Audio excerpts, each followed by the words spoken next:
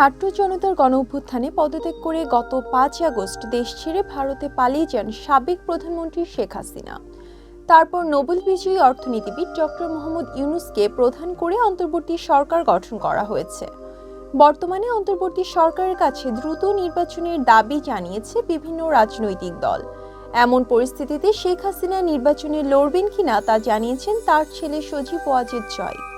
বৃহস্পতিবার মার্কিন সাময়িকী টাইমস ম্যাগাজিনে এক সাক্ষাৎকারে সে বিষয়ে কথা বলেন জয়। তার ভাষ্যে শেখ হাসিনা নির্বাচনে লড়ার বিষয়ে এখনো কোনো সিদ্ধান্ত নেয়নি।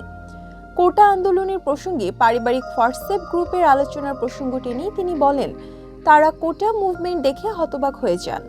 তিনি বলেছিলেন ৩০% কোটা অনেক বেশি, কমিয়ে ৫% নামিয়ে আনা উচিত। তখন কেউ একজন বলেছিলেন তারাও মুক্তিযোদ্ধাদের নাতি নাতনি।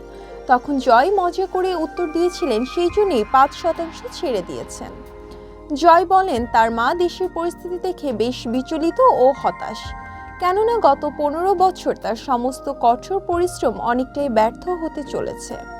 জয় বলেন তারা কখনোই রাজনৈতিক উচ্চ আকাঙ্ক্ষায় ছিল না। এর আগে নির্বাচন নিয়ে মার্কিন সংবাদ মাধ্যম NPR এর এক সাক্ষাৎকারে ডক্টর ইউনূসের কাছে জানতে চাওয়া হয় যে সেনাবাহিনী বলেছে অন্তর্বর্তী সরকারের মেয়াদ হবে 18 মাস। অন্যদিকে বিরোধী দলগুলো নভেম্বরে নির্বাচনের দাবি করে আসছে।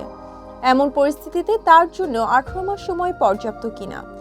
জবাবে তিনি বলেন মানুষের সংখ্যাগুলোকে ছুঁড়ে ফেলে দিচ্ছে। যত মাস বা বছর প্রয়োজন জনগণ দিতে প্রস্তুত রয়েছে। কেউ কেউ আবার বলছে যে এটি দ্রুত করা উচিত, কারণ তিনি যদি দীর্ঘায়িত করেন তাহলে অজনপ্রিয় হবেন এবং সবকিছুই এলোমেলো হয়ে যাবে। আবার কেউ কেউ বলছে না, তাকে সংস্কার শেষ করতে হবে। তাই এই নিয়ে চলছে বিতর্ক।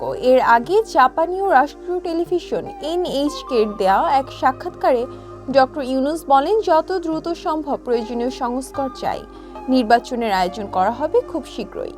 এর আগে জাপানের রাষ্ট্রীয় টেলিভিশন NHK দেওয়া এক সাক্ষাৎকারে ডক্টর ইউনূস বলেন যত দ্রুত সম্ভব প্রয়োজনীয় সংস্কার শেষে নির্বাচনের আয়োজন করা হবে। তিনি বলেন অন্তর্বর্তী সরকারের মূল লক্ষ্য সংস্কার কাজ ও যত দ্রুত সম্ভব জাতীয় নির্বাচনের আয়োজন করা। তাদের দীর্ঘদিন ক্ষমতায় থাকার কোনো উদ্দেশ্যই নেই। ডক্টর ইউনূস বলেন তারা দীর্ঘদিন থাকতে আসেনি, তাদের কাজ যত দ্রুত সম্ভব নির্বাচন দেওয়া। তাদের মূল লক্ষ্য দেশের সংস্কার ও সুষ্ঠুভাবে নির্বাচনের আয়োজন করা।